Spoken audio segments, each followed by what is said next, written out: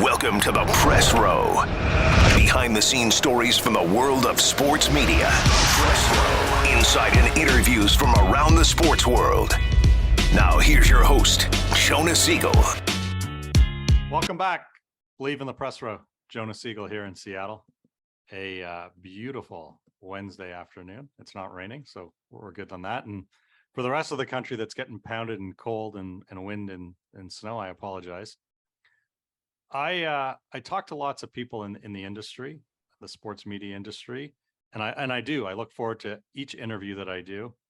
But I have to tell you that my next guest, I heard on the podcast with McCown and Shannon, and I wanted enough time to pass to give those gentlemen the residue listening to pass so that people could still listen to that before I reached out to this gentleman, because I've been so excited to talk to him. You know the name, you may not know the voice unless you listen to that, but he is, my words, not his, the granddaddy of sports radio in Canada, certainly in Toronto, the first ever program director of what is now the Fan 590, used to be Sports Radio CJCL 1430. He is Allan Davis. Allan, how are you? I'm good, Jonah, and thank you. We've got some bad weather here too, but we'll make through. So so just correct me if I'm wrong. You are the current brand manager for WGR in Buffalo. I am. We're still program directors. We're still feet on the ground, people not far from the studio. But yeah, we're brand managers now. We oversee all content for all platforms. So it's social media, websites, whether you're doing any video, FaceTiming, as well as over the air. And you've been there since 2011, is that right? Correct. October of 2011. And when did you leave Toronto? Left Toronto in 1997 in the spring. Okay. And remind me, 97 had the station switched from 1430 to 590? Not yet. No, still at 1430, still owned by Telemedia at that time. Was it all sports then? Yes, we flipped it to all sports in September of 92. So 5 years all sports, and you get poached in 97. And where'd you head to there? Actually headed to, I met my wife in Florida on a hockey trip, believe it or not, Jonah, and down in Clearwater.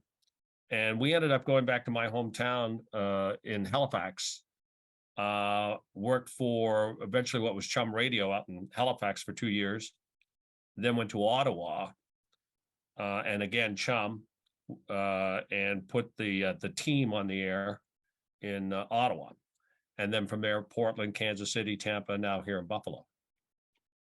So if we were in a court of law, it'd be easy for me to get you anointed as an expert in talk radio and certainly sports radio, because you've been doing it for a long time. Yeah, I don't know about the word expert, but I definitely have been doing it for a long time. And you talked a lot about the early days on the other podcast, so I don't want to spend a whole lot of time there, because again, I really encourage people to listen to the podcast with McCown and Shannon, and we'll put a link in wherever we can to drive people there, because it's really fantastic.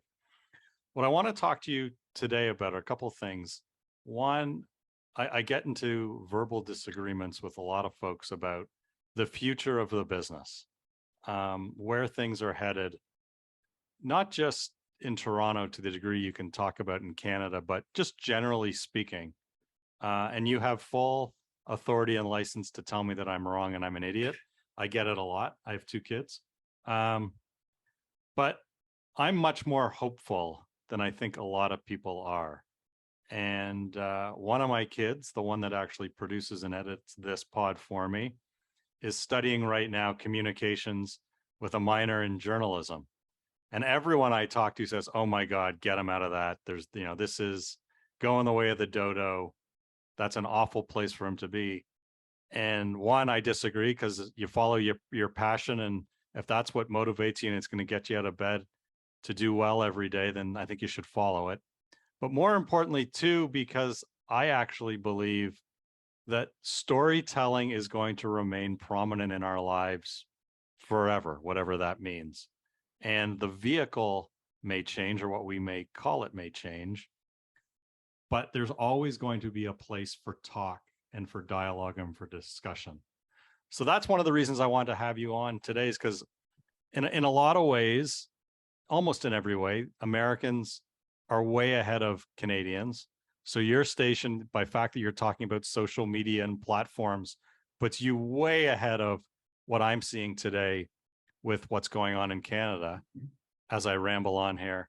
So that's the purpose today, is really to understand from an expert, where things are going in your opinion, and give us all some hope that for those of us who really enjoy the medium, that we don't need to hold on for dear life because it's going away, that there is actually a future in the business. I would agree 100%. If I didn't, I probably would have gotten out of it a long time ago. But there are certain principles that are in place that will remain in place. And I think you nailed it. A forum for discussion on everything remains. Why is there social media? Why were there techies trying to connect us all? Because of discussion.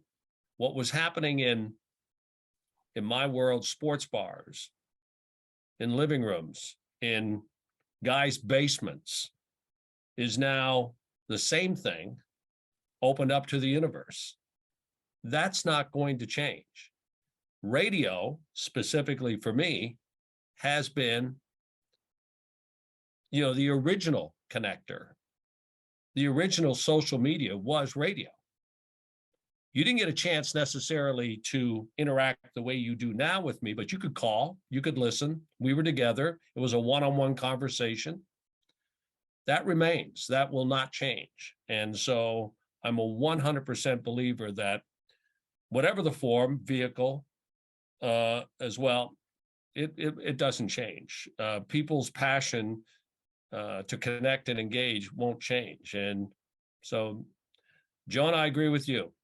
And if your son continues on in journalism, bright people who can express their opinion and can defend that opinion, interact with people with that opinion, that's not going anywhere. That's what drives us as a society forward. That's what drives us forward. So some point in the mid 80s, my eldest brother came home from college and told us that there's this thing out there called the internet that Al Gore was working on. And that one day we'd all read newspapers on a computer. And we all thought he was nuts.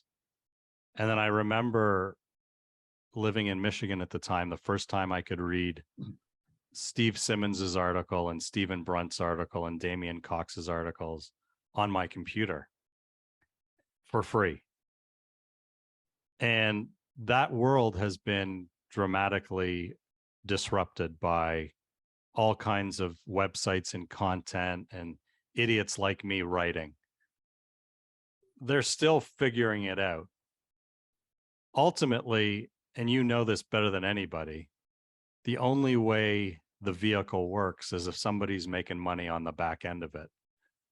So we can both be very optimistic that the medium and the vehicle may change, but there's got to be a way for a business to make money and enough money to pay people like my kid to keep doing it.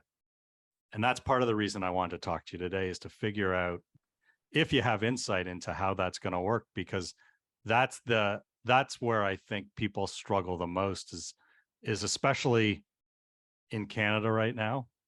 What keeps my website and my Twitter account full, unfortunately, is the big nasty L word, layoffs.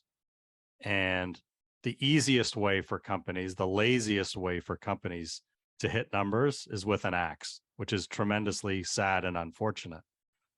So how are things in your world shaping up where, and I heard you talk about this a little bit, that they're investing in people, they're investing in talent so that they themselves become the brands. What's the monetization model look like today? And then, so the best that you can down the road. it's a great question, and I'm not going to pretend to have all the answers. I work day to day, and I turn around at the end of a quarter. I turn around at the end of a year, and I measure our performance based on ratings and revenue. Less on ratings, more on revenue when it's in the sports format. So the traditional model, Jonah, still has value. Sell spots, in other words.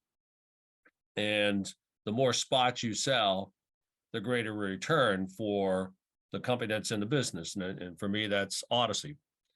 100% in the audio business. When you look at their portfolio, though, you see all these radio stations selling spots. Where they're heavily investing is in the other platforms. The one that you're currently, and you and I are on, podcasting. They produce a lot of podcasts. They have shares in companies that produce podcasts. So Jonah Sigel, who's reaching so many people, listeners, followers, that's a value to them. What are your impressions? What are you delivering on a day-to-day basis every time you turn a mic on an interview, whether it's Allan Davis or anybody else? They're monitoring that. So how do you monetize that is by getting as many as you can podcasts in the room and selling scale across all of them. A network. A network? Put a network. It can. That's a word you could use. Yes, but I like to use other words when I look at it. It's like a storefront almost. You walk in, and instead of there being 20 gadgets on the shelf all the same, and pick which one you want, you have 20 podcasts up there, and you could decide which one you want. But there is a brand that's being sold through there, because basically your podcast is reaching primarily a male targeted audience. This podcast seems to be getting more impressions from a female demographic, and so on. So they start to put together a formula to allow Jonah Sigel to succeed, but the company also succeeds. So they can take all the back end away from you. Whatever expense or anything that you have, they can take that from you. If you're really popular, they'll compensate you to do your podcast. And that compensation has many different forms. It can be a share revenue. It can be a straight buyout where they're paying you. They may own the podcast at that point, but those are the types of models that are out there that I see going forward. You could be an independent contractor and cut your own deals. You don't need Odyssey. You don't need necessarily that. If you chose to be aggressive in that way, then you could take your numbers. One of the things with AM, FM radio for years, Jonah, is it was hard to quantify. We were using this chaotic diary system, which I've never felt confident about ever in my entire life, how accurate they are. Well, now the technology is available that you can see impression numbers by the minute almost. You can see how you're performing. For podcasts, for streaming. For podcasts, for streaming, and it's getting better for over the air too, because there's the people meters that are out there that are more accurate. So PPM metering has had success. And okay, so we'll stick to that just for a second. Then we're going to make a U-turn. Yeah. Is that the same in Canada, to the best of your knowledge? Is the Canadian system any better? Because my understanding is it's not. I don't think it's any better, but they're there. But you have to. It only works in a large market. Right. There's still the diary system in other markets, the smaller markets. Now, for instance, in Buffalo, where I am, it's still a diary market. It's not a metered market. Whereas New York, Philadelphia, Chicago, Boston, San Francisco, and so on, your top 50, 60 markets are people metered.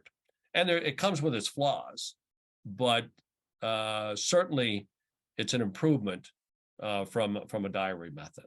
So I'm not looking for a specific number, but I'm just curious about one thing. You take a guy like McCown and Shannon.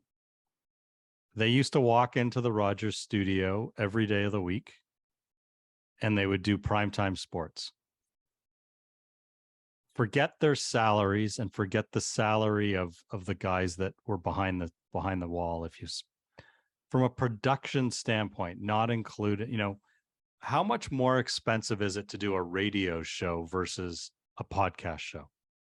Like, is radio cost prohibitive? Forget the people, but is it more expensive because it's over live airwaves versus? Yeah, because you have transmitters. Okay. You have transmitters, and you have studios, and you have transmitting equipment, and you have receiving equipment. You have investments in everything from microphones to computers to everything. But you have that here, so forget same to same. Yeah, I think that's largely it, and I'll be honest with you, that expense is coming down rapidly. Right. So my question is, I happen to drive a car that the guy that owns Twitter now makes. Yes. In that car, there isn't a radio per se. So you actually have to do work to find it. So 90% of the audio that I listen to is streamed. It's either on Spotify and music, or if it's a podcast I'm listening to, I just find the Apple podcast the easiest to navigate. I don't listen to a ton of live radio anymore, just because for the most part, that's not when I'm in the car, and everything else I can listen to on demand. But is that not the easiest solution? Is that there are vehicles to stream live audio without it being on radio? Is radio itself the hindrance? Is that the cost prohibitive that's making it so difficult these days versus podcast streaming, if you know what I mean? I just not necessarily. I think it's just a very competitive, crowded field. So that when you what we're trying to do is gather an audience and hold an audience, and then take that audience to an advertiser and say, let's put together a program for you to reach that audience, and here's how much that's going to cost. Well, now there are so many different ways for that advertiser to take that budget. So what they're doing, if they have a certain budget of $100,000 before, they might give you it all. Now they're only going to give you a portion of it, and they're going to use the rest of it on these other platforms. That's more the reason than the actual expense on the other side. I do think that breaking news and the morning after games in my format, radio is still the best. Right. I think that time shifting is definitely here to stay and will continue, and I'm part of that. I do that myself, but I need to have radio as part of that component. And when the Bills win or the Bills lose, or if the Leafs win or the Leafs lose, I'm not going to wait for time shifted. That I want to know now. I want to hear the reaction now. And radio still does that better than anybody. And if you leave a game and you get in the Twitter, his car, and you can't hear that live, you could stream it, but you can't hear it live necessarily. And in many cases, by the way, streaming is protected by the league sometimes. So that doesn't necessarily allow you to necessarily stream without you forking over some money. If you can't hear that live, then to me, that's where radio, every vehicle, I think most people still want a radio. They expect to have a radio in their vehicle. They just do. And it's our industry, broadcast, over-the-air broadcast radio industry. They're more at fault than the automakers, because they weren't aggressive in making sure it had a position on the smart dial. They were, you could not find radio, and that's radio's problem. That's much better now. You can see it on a lot of vehicles. It's there. And I still believe that it should stay there. Breaking news is another one. Weather, those types of things. Buffalo is a great example, Jonah, where we have these severe storms. And if you're stuck in your vehicle You can't stream, and you can't, AM, FM is still your connection. So I believe that they should, it will remain in vehicles. If you and I look out 5 years from now, technology will have improved, probably, as it does, where the way you receive AM radio might change, but I don't think it's going away in the next 5 years. You and I, me particularly, in 10, I couldn't forecast out that way, because I do believe internet or streaming is where it's going to go. And we're there in that space now. So you still believe, so I actually believe, and I'll probably get shot for saying this, that we are going back to work. And by back to work, I mean to offices. I don't know about in Buffalo. I can't speak to Toronto because I'm usually only there in the summer, but traffic in Seattle is now a thing again. Driving from where I live into the city in the morning is not fun anymore. People are going back to the offices. I don't work there anymore, but Amazon has now told people they need to go back to work pretty soon, minimum 4 days a week. Starbucks has said the same.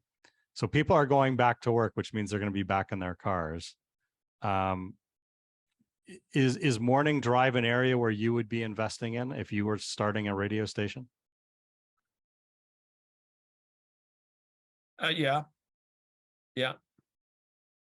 They don't need to go back to work for me to think that I should invest in morning drive, though. I still believe the next morning we're going to still be as important as we ever were. That connection is the first thing in the morning, whether I'm in the car or at home. It doesn't matter. I listen to my morning show, WGR, Howard and Jeremy, on a smart speaker every morning. It's 60 to 90 seconds behind, but I listen to it every morning. I don't need to be in my vehicle to do that. That won't change. I do think that people going back to work will continue to increase. I do believe in that as well. I'm one of those. What I have found, and it's interesting you bring this up, because I've noticed recently with some of the personalities at WGR, I've noticed a demeanor that is changing, and it's because of the loss of connection with their partner, maybe. Mm-hmm. The fact that they're not physically there. On some levels, the actual show may have improved by the separation. They're more willing to be argumentative where they should be argumentative, as opposed to just allowing there to be this sort of dynamic where one dominates the other. There's, by separation, both parties seem to be equal in the discussion in terms of their ability to argue and really discuss it. However, second to that, there just seems to be this, I miss my buddy. I just kind of wish he was back in the studio. And so I'm kind of, I go into work every day now. What I don't do is get up, make sure I'm showered by 7:30 in the morning and on the road by, after 8. I don't do that. I spend time with my morning show up until it's over, go into the office, spend some time with the afternoon show, come home and finish it at home. I love that flexibility. I do think that's been a positive for me, and maybe for many others. But Jonah, I'd like to think that people will go back to work as physical thing. Yeah, I just think that in time, we miss the human connection, and we are social animals. And I think that inevitably, at some point, those that aren't there are going to miss out. And I think that not being around the water cooler, talking about what the game last night, what was on Survivor last night, grabbing a coffee, grabbing a sandwich, being face to face in a meeting is going to be costly. That's my own personal opinion. Yeah, I wouldn't argue that. I think that our offices, we've taken our physical brick and mortar footprint way down. Yeah, way down. And that's been a good decision. And I do think that looking at my industry, can't speak for others, but if I looked at my industry, if you want to talk about expensive, that part of it, that part remains expensive. You either lease the land that you're broadcasting from, or you own the land where your towers are and everything. That part of it is still expensive. So that can change and will change. The amount of space you actually need to be able to broadcast has come way down. That has changed for us tremendously. But I think people getting back to work and interacting one-on-one, I'm hopeful that at least for what I see here, it will change. The sales side of it, probably more than the operational side of it, is where I see a real benefit of people getting back. The operational side, Jonah, most of the people have stayed. You know, I do have shows, as I explained, where one stays at home and the other's in the studio, and that can shift back and forth. That flexibility is, they've appreciated that, and we've had no problem being able to accommodate all that. Sales side of it's a little different, where you have, to your point, young people are going, they need that interaction probably to learn what the processes are of engagement and stuff like that in the sales cycle. You know. So you've talked about the bookends. The morning show is critically important. You've talked about the afternoon drive. So if you were starting a radio station, a listening station, let's call it, because I don't know what radio, how critical that word is anymore. What would you do with the hours in between the two? I'm a big believer in local. So that has not changed and won't change. There's some things that haven't changed for me, and I don't think they've changed for somebody like Bob Mccown either. I believe that the top personalities talking about what their market is most interesting in, regardless of the vehicle, is always going to be successful. I believe that when I tune in, when I download, or when I press a button to join, I want to, and am most engaged in a conversation about the things that I'm most interested in. That's why time shifting works. It works because all the technology is allowing you, Jonah, and me, Allan, to look at what Jonah's doing and go, I want to go back and listen to this. I want to go back and listen to that, because that interests me. Well, for me, here, Bills, Sabres, Bills, and Sabres, by really engaged personalities. Right. I'm going to win. I am just going to win there. And that's at any time of the day. Doesn't matter if it's 6 in the morning, 11 in the morning, or 7 at night. I want to listen to that. And if I can carry that just one step forward, when Bob and John and I got into the discussion about what I believe is going on in markets like Toronto, I can't speak for the other Canadian markets. I can only speak for what I listen to in Toronto. What I believe is happening there is that the people who are responsible for managing that content are not, in my view, directing, working with the talent enough to get them to understand how to engage that audience properly with topics that the audience is interested in. And this morning, to me, and any morning, I'll pick any morning, but I'll just take this morning. Ryan O'Reilly scored 3 goals last night. Toronto beat Buffalo. And I think that in Toronto right now, anytime I tune in one of those stations, I want to hear about the Leafs. I want to hear about the Toronto Maple Leafs. When I tune into those stations, I don't get that. I get a segment on the Leafs, and then we're going to get a segment, or it's magazine style. We're going to shift gears next. As soon as I hear we're shifting gears, and we're going to talk about training camp opening up for the Blue Jays next, I would pause that right now and go, no, we're not. We're not doing that right now. Today is about the Leafs. It's finding that story, staying local all day long, and keeping people engaged. You and I aren't going to be there all day long. We're in and out, in and out, in and out.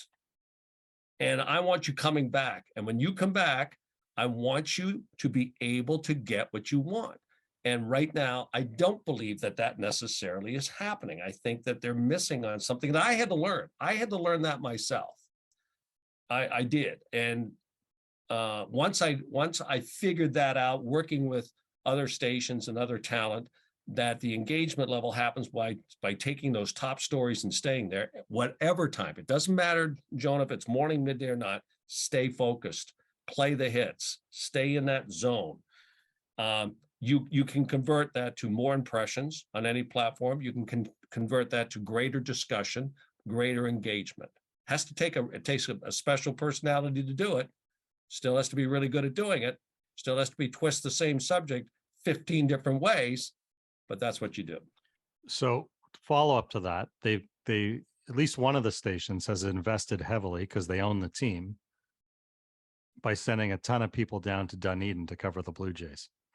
Is the answer to that to fill audio clips online with segments there that people can tune into and find on their own? Yes. And you're doing that for anything you're doing anyway. Anyways. You should be doing that for anything you're doing anyway. So you've answered the question. Yes. So so to clarify what you're saying is, if anyone stumbles onto 590 or 590.com and they're listening live, it's 24/7 because they played last night and it was a big deal. Maple Leafs. Tomorrow, if I don't know what's going on tomorrow, but if something doesn't happen today, tomorrow you can go back. But when something big happens, go with the big story for the day. Go with the big story. Okay. Go with the big story. What are networks doing? Look at other platforms. What are they doing? Right. When the big story hits, it's I look at it like the storm. It's the storm. Here's our storm today. Right.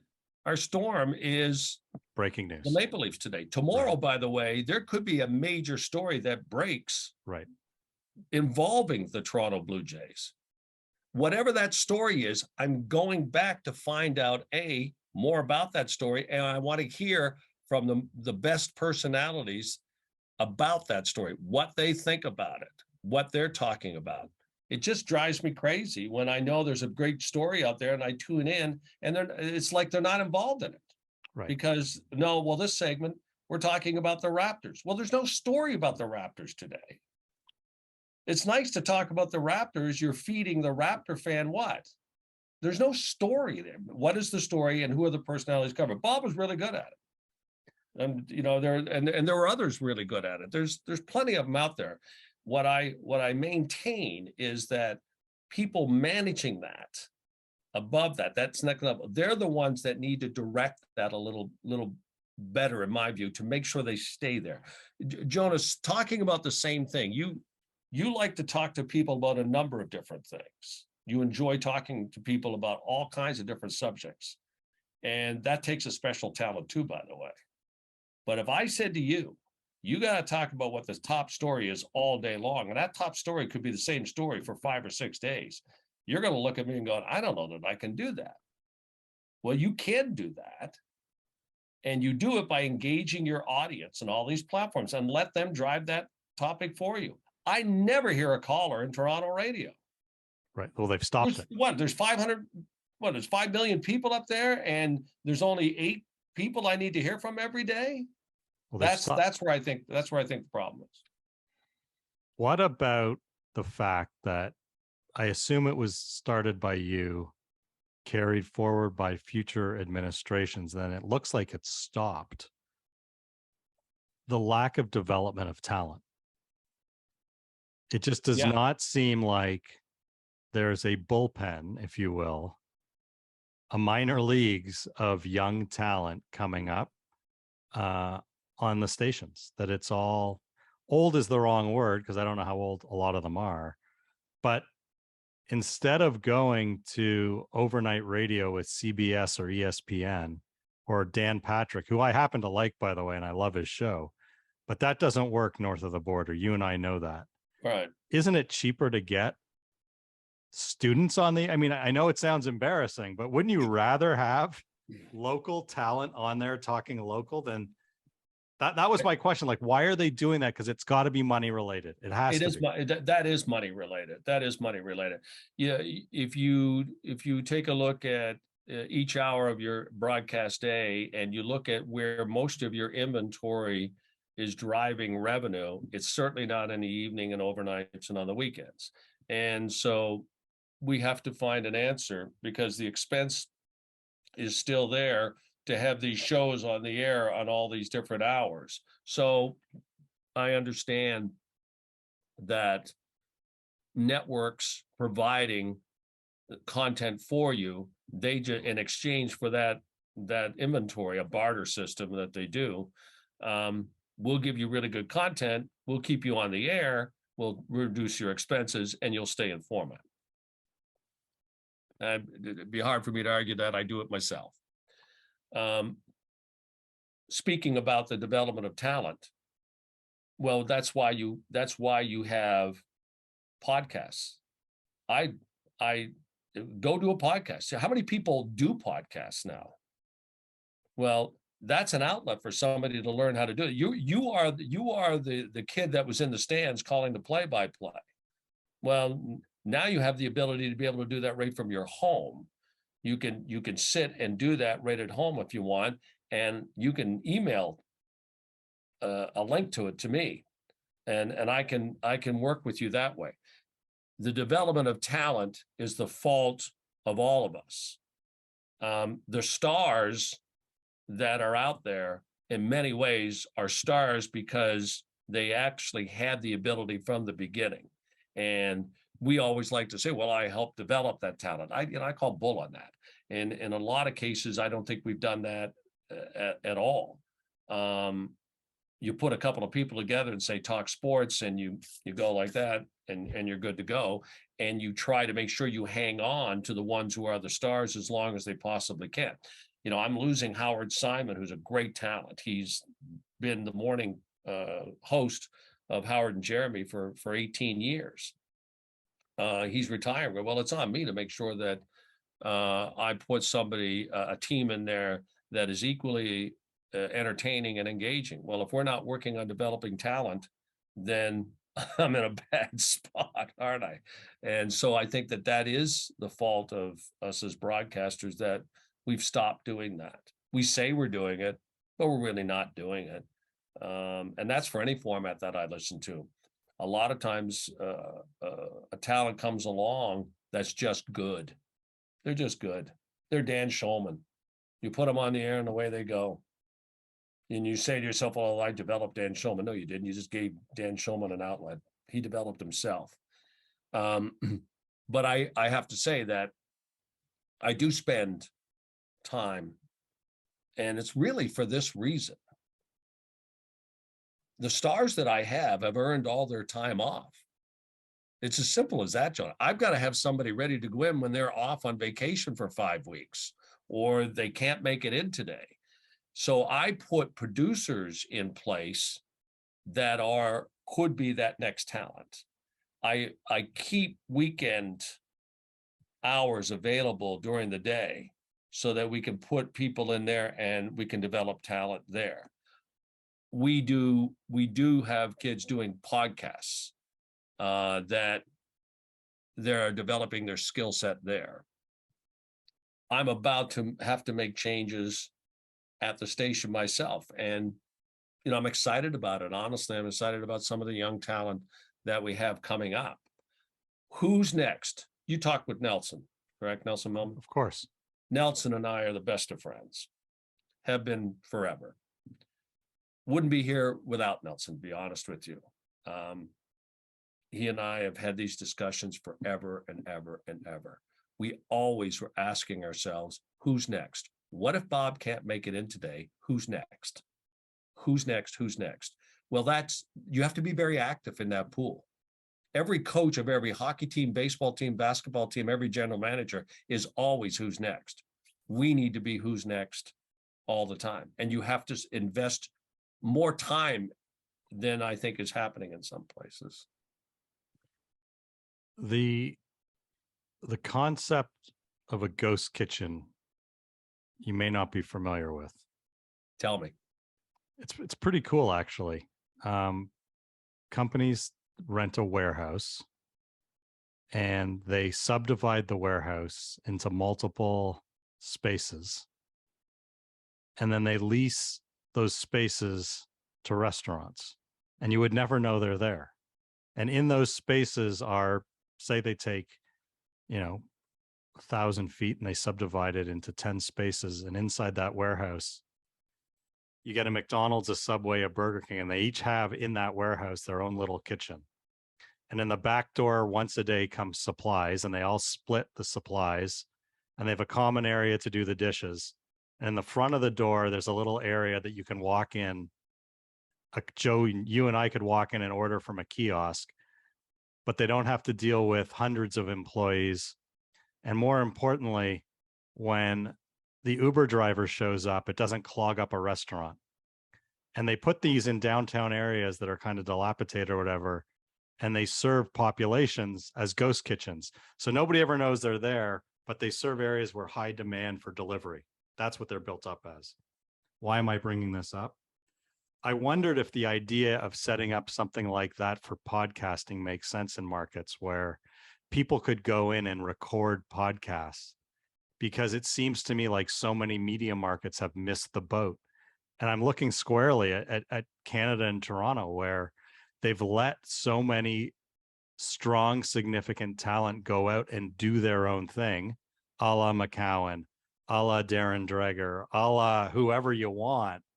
And why aren't there these studios set up where people are doing it from home, but that doesn't mean that it wouldn't be easier, especially in a city like Toronto, like Montreal, or like Vancouver.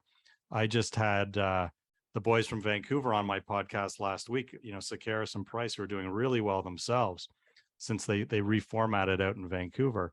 But, could you not set up a building that is basically a bunch of podcast studios for people to sit in, and then create, I don't remember what you called it, I called it a network, an ecosystem of shows to go out and build, to sell to advertisers. You know what I'm saying? Like there is audio out there that people are starving for it. Yeah, it's there. That's there now in a virtual sense. It's there in a virtual sense now, Jonah. There are a number of podcast only companies, of which Odyssey has invested heavily as a part owner. So that does exist out there now.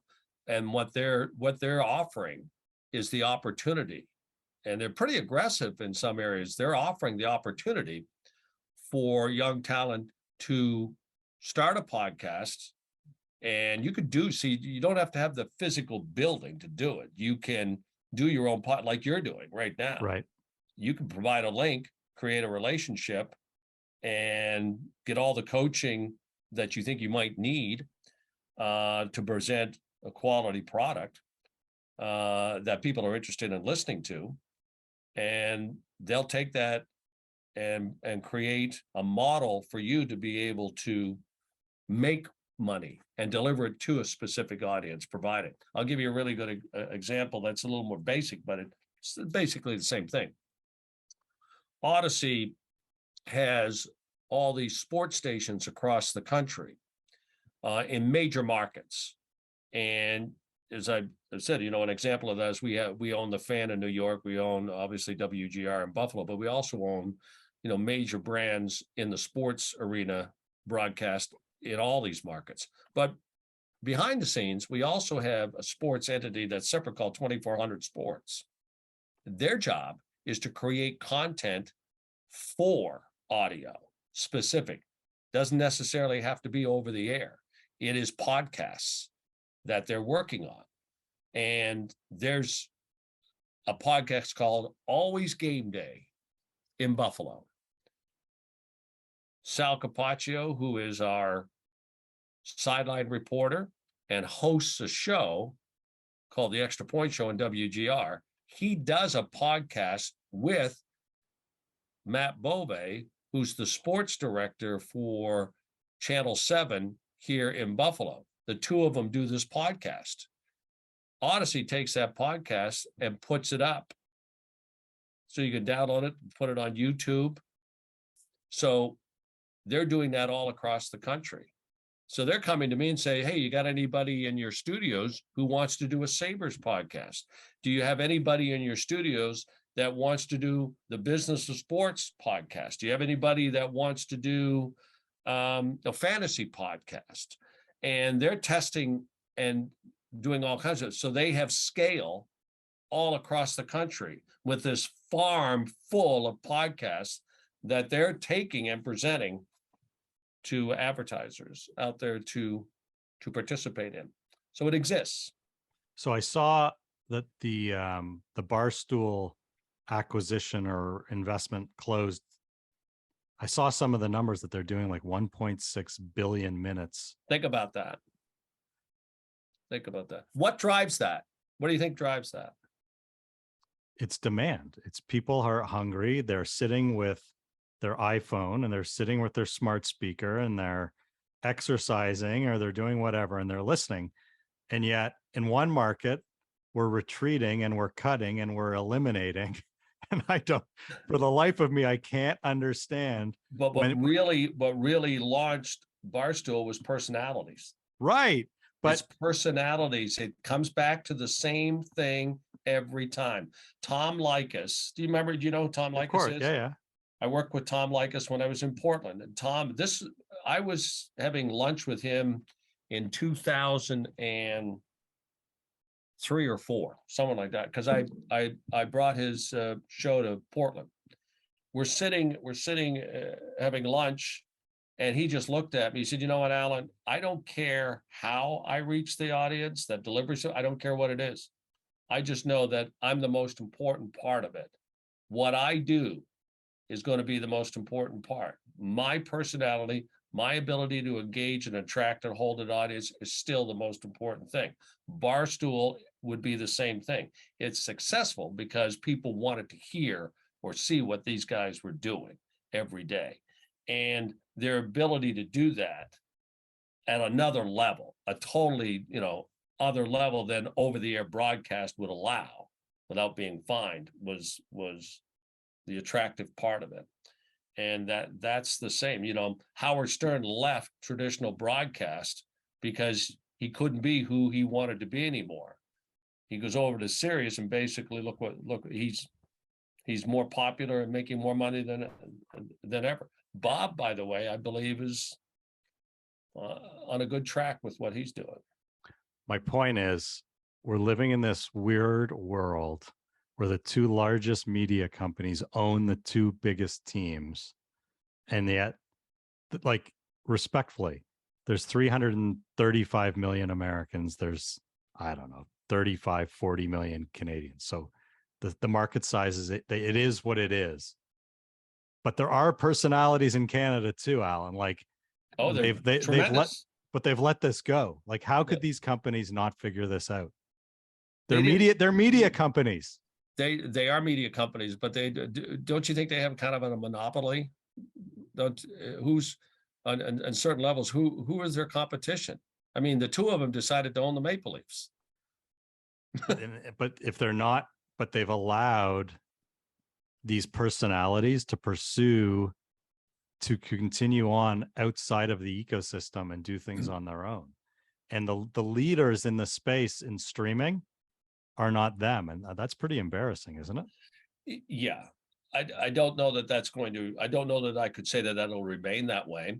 Bob, for instance, is he not going back over working with a company over traditional radio, doing a show? But he's not at Rogers. He's not at Bell. No, your argument is right. I get it. But I guess what I'm saying is it may come back around to where they catch up. Because, I will tell you that in the United States, I don't think that the broadcasters here were leading the way either. I think that they had to play a little catch up. Totally. Certainly in the newspaper business, the print business, they had to. So I would tell you that I think that you can't look at what's going on down here and think that we're well ahead of the game. We just figured out we had to catch up faster. All right. Last question. Your station carries the Bills and the Sabres. When the Bills travel and the Sabres travel, do the play-by-play folks travel with the teams, or are they stuck in your studio? Not always. With the Bills, we always travel. We didn't during the pandemic. With the Sabres, We do not necessarily travel a full crew for West Coast games. But we are back to, and this expense, our particular arrangement, every arrangement with a broadcaster and a team is different. So in some cases, you have the broadcaster's agreement doesn't include the talent. The team takes care of the talent. We're just the venue that's providing the broadcast over the air, the delivery system, if you will. Other arrangements have no, the team doesn't want anything to do with it. You hire all the people. We just need to approve it. You take care of it. So in the case here, the team has, for the Sabres, they are taking care of the talent. So they are making the decisions of when and when they won't travel. And I can tell you on the West Coast Wings, they're really not traveling. And if they're basically in a studio, much like Joe is with the Leafs, and they're calling it off a screen. They have been a little better, if I can use that word, better. They've taken the I'm looking for the right word because I got to be careful. They're allowing their broadcast crews to travel more this year than they have in the past. With the Bills, we travel. We have the expense for our crew. We travel. It's 6-7 games, and it's not that big of a deal. It can be, it can be expensive because the crews sometimes have to be a little bigger. Right. But you know what? It bothers me. I understand it. The Toronto Maple Leafs, just personally, it hurts me that one of the best broadcasters in the game is not at every game. I just think he should be there. I think that crew should be at every game. So the Blue Jays are getting crucified right now because they have announced that Ben Wagner won't be traveling with them at all this season. So how much are they saving? Because how much is everything they're saving on all that travel, hotel, food, all that. That's a large expense. It is. What's a large expense? Is it 100,000? Is it 50,000? Both could be right. Both could be right. Both could be right. Okay, so let's say it's 100,000. Yeah. So you're an expert, and I'm going to put you on the spot. You said that. I didn't. I said it. You're an expert, and you understand ratings, and you understand the value of partnerships.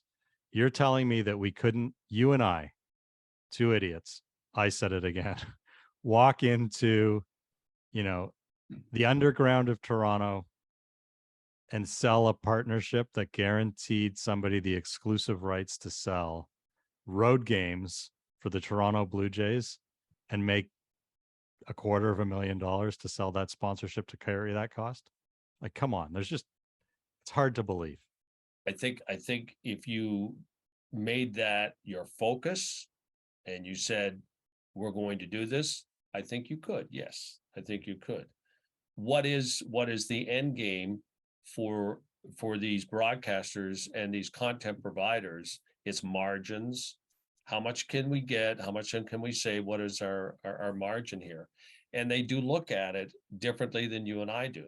The further you get away from the studio, the easier it is for you to understand and accept that Joe Bowen in a studio and Ben Wagner in a studio versus traveling him makes sense. The closer you are to it, the less sense it makes to you to do that. And you have to successfully be able to argue that. And so certain broadcasters 100% agree, and they'll travel all the time. When we travel, we see crews of 6 and 7 people all the time, and they'll never change. And that's where I'm at.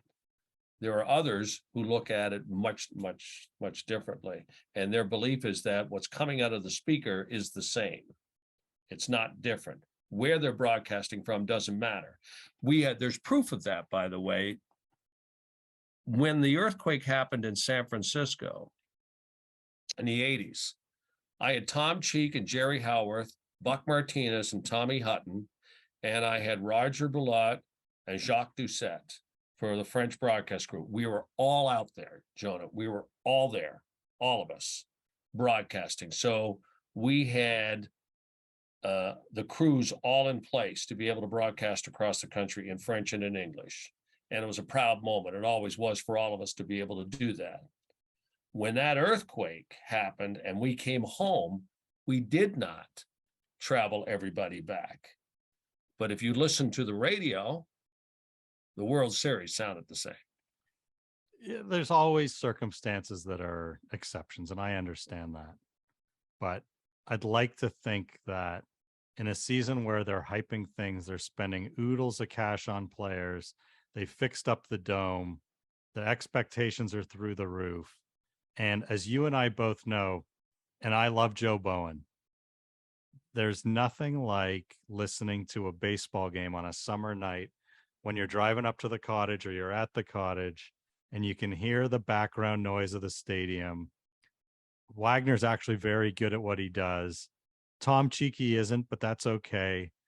And hearing the background audio of the stadium in between pitches, there's nothing that replicates that. And when he's sitting in a anticlimactic, antiseptic studio, it's just different. And to me, a bean counter, somebody high above is looking at an Excel spreadsheet that just doesn't get it. And to me, that's the highest disrespect for Wagner and an even higher disrespect for the Blue Jay brand and for the Sportsnet brand. Couldn't say it any better. I wouldn't argue that. I couldn't say it any better. I'm on the same page. Well, it's been an honor having you on today. You've really educated me. There's a lot of people that have a lot of questions along these lines because there's too many naysayers out there that are very happy to say that radio is dead. And I keep coming back to the point that we're talking about alphabet soup, and what we call it doesn't really matter. People like listening, whether it's in the car, walking the dog, people like listening. So I don't care what we call it. The dialogue isn't going anywhere. And it's really important to me for reasons that I can't understand, that we keep this medium alive and that we keep encouraging young people to get into the business to tell stories. I want to keep seeing young people get into the business.